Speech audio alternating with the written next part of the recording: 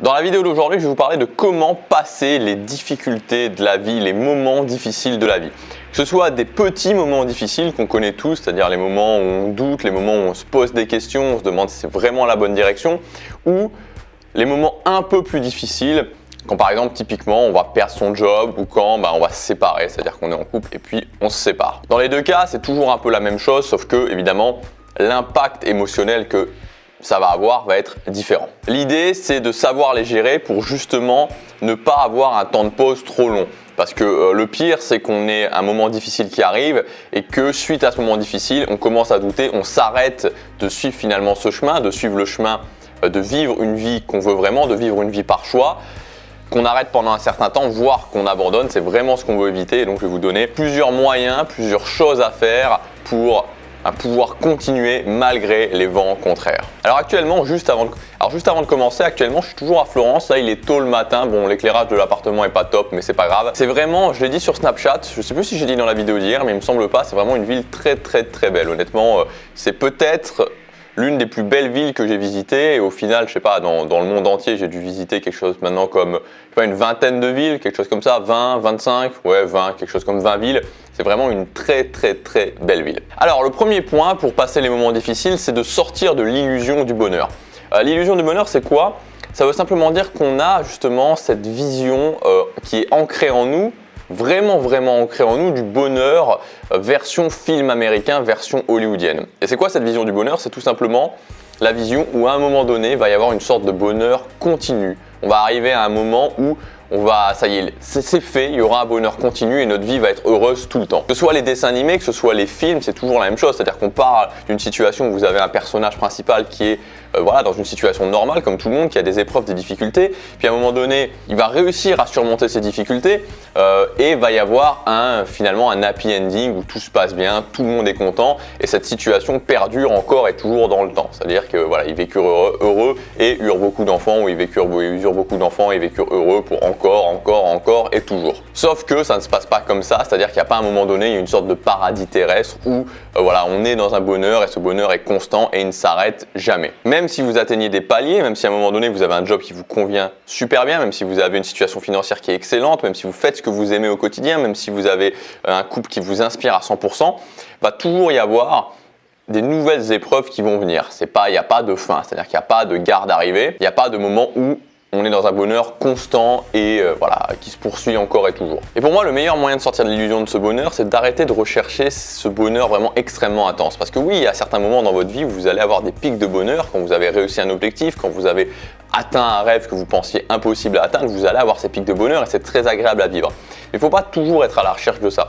Pour moi, le bonheur idéal, en fait, c'est ce bonheur quotidien, ce bonheur un peu moins intense peut-être, mais ce bien-être quotidien où à chaque moment on peut se poser et se dire voilà quoi, je construis ce qui me plaît au quotidien, je vais vers mes objectifs au quotidien, j'essaie d'améliorer mon quotidien et quand je regarde autour de moi, je me dis que voilà, je suis à la recherche de nouveaux objectifs mais je suis content du chemin parcouru, je suis satisfait de la direction que je prends dans ma vie, je suis satisfait du chemin que je suis en train de prendre dans ma vie. C'est un bonheur qui est moins intense, mais pour moi, c'est le sentiment de bonheur, le sentiment de bien-être plutôt qu'il faut rechercher et qui vous apportera finalement le plus de plaisir. Deuxièmement, c'est changer sa vision sur les problèmes.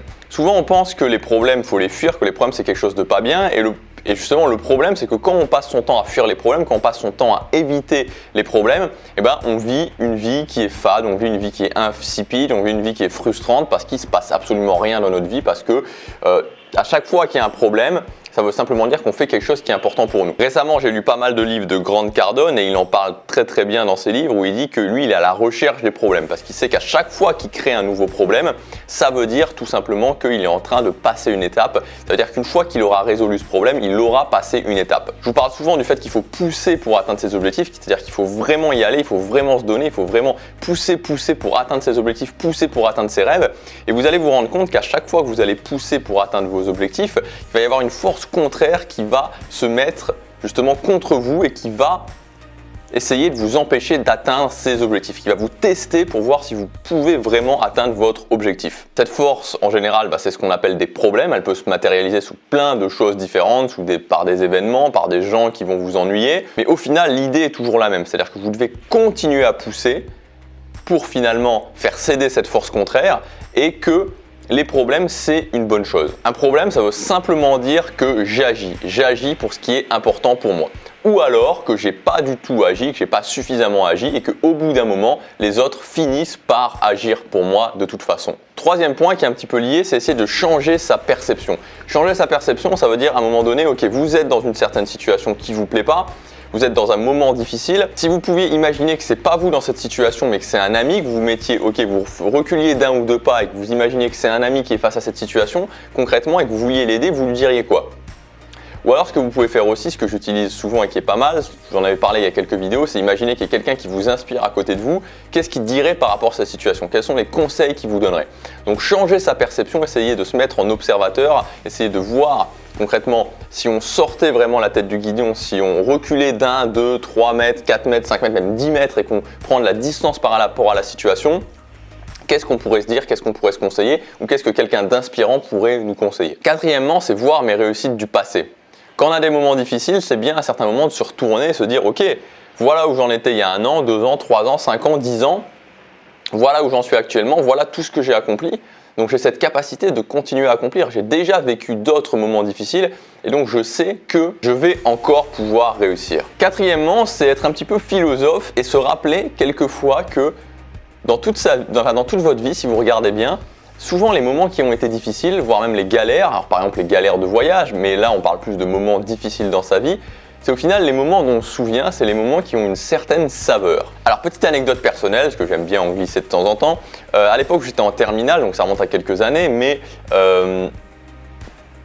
c'était une époque où vraiment je savais pas du tout ce que je voulais faire dans la vie, je m'étais pas du tout pris en main, bon voilà. Sauf que cette année-là, dans cette classe, il y avait une fille qui me plaisait énormément. Je pouvais sortir avec elle, elle voulait pas sortir avec moi, etc. Bon bref, je vais pas faire tout ce qui s'est passé pendant cette année. C'était une année qui était vraiment intense, c'était une année avec des joies, des difficultés par rapport à ça. Et au final, au mois de juin, à la fin de l'année, je suis sorti avec elle. Alors là, vous imaginez, j'étais vraiment super content. Et là où c'est devenu assez marrant a posteriori parce que sur le coup, ça l'était pas spécialement. C'est que le jour où j'ai eu mon bac, donc le jour où on a eu notre bac ensemble, puisqu'on était en terminale tous les deux, on était dans la même classe. Voilà, donc on va au lycée, voilà, on regarde les résultats, ouais, j'ai eu mon bac et tout, c'est cool. Ça fait plaisir quand même parce que c'est quelque chose, ça met une certaine pression. Je vais attendre que la sirène passe.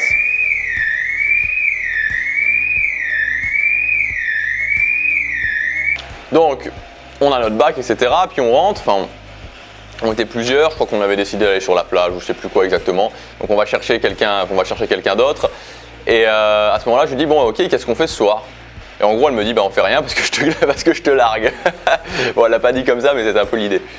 Et bon, alors évidemment, ça m'a un peu gâché entre guillemets mon bac. Mais voilà, mais pour vous dire que ce truc-là, honnêtement, je l'ai très très mal vécu sur le coup. Maintenant, plusieurs années après, vraiment, j'en rigole. Enfin, c'est presque un bon souvenir finalement. C'est presque un bon souvenir parce que je me dis quand je vois cette année en terminale et je vois cette année terminale qui a vraiment été des hauts et des bas. Voilà, ça a de la saveur. C'est quelque chose qui a vraiment donné de la saveur à ma vie, beaucoup plus que les années d'avant où je faisais rien. Alors j'avais pas ces moments de haut, ces moments de bas, j'avais pas ces difficultés, mais c'était beaucoup moins savoureux. Donc toujours se dire que c'est vraiment difficile forcément de se dire ça quand on est dans le moment, mais qu'après, avec le temps, c'est toujours ça. Ça reste toujours finalement un pas si mauvais souvenir que ça. Cinquièmement, actionnez les choses sur lesquelles vous avez le contrôle. Quand ça plie, quand votre réalité plie, quand ça devient vraiment difficile, plutôt que de se dire on va rester sur la relation de couple, ok, elle m'a quitté, il m'a quitté, plutôt que de se dire ça, et de commencer à ressasser, voilà, j'ai pas fait ça, je me suis trop consacré à ça, je me suis pas assez consacré à elle, voilà, pour vivre dans le passé, imaginez plein de choses de toute façon sur lesquelles même si on voulait les changer, on ne pourra absolument rien faire, c'est se dire ok, sur quoi j'ai le contrôle, qu'est-ce que je peux faire maintenant? Donc d'actionner les leviers sur lesquels vous avez le contrôle et se concentrer là-dessus. Et dernier point, c'est que quand ça plie justement, quand votre réalité plie, quand c'est difficile, c'est pas le moment de se demander qu'est-ce que je veux faire de ma vie, c'est pas le moment de donner un nouveau virage à votre vie, c'est pas le moment de penser à qu'est-ce que vous voulez vraiment. Encore une fois, c'est valable pour les moments difficiles, mais c'est valable pour tout le temps. Quand vous pensez à ce que vous voulez, il faut que vous soyez dans un moment inspirant. Moi, à chaque fois dans la journée où je réfléchis à ce que je veux, je fais en sorte que ce soit un moment où je me sens inspiré. Je ne fais pas ça à un moment où j'ai une mauvaise nouvelle, à un moment où je me sens pas bien ou les jours où je me sens vraiment pas bien. Je fais ça toujours dans les moments où je suis inspiré. C'est très important parce que sinon, c'est complètement faussé et vous ne pouvez pas vraiment libérer cette bonne énergie et savoir vraiment ce que vous voulez. Donc dans ces moments-là, surtout pas commencer à changer ce que vous étiez en train de faire, surtout pas commencer à se dire je vais pas y arriver et tout arrêter, non. Continuez sur la ligne que vous vous étiez fixée et se concentrer vraiment sur les petites choses. C'est vraiment à ce moment-là qu'il faut se concentrer sur le quotidien, se concentrer sur les petites tâches du quotidien, faire son planning au quotidien et se concentrer là-dessus encore. Et vous verrez que dans tous les cas, l'émotion finit toujours par passer. Voilà ce que je voulais vous dire dans cette vidéo. On se retrouve demain pour la prochaine, toujours en direct de Florence, a priori. À demain, passez à l'action, chaque jour compte.